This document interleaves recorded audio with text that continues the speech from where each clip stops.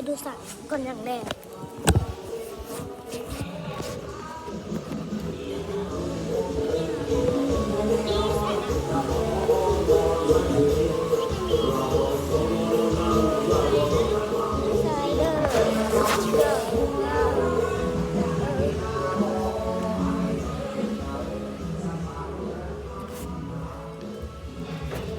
แนะนำตัวก่อนอะไรอ่ะสวัสดีก่อนใครอ่ะไม่ใช่ ฮะ เป็นแค่กล้องเฉยอ๋อแค่สวัสดีครับ โอเค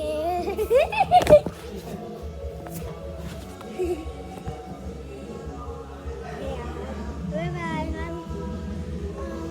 ชื่อก็คือชี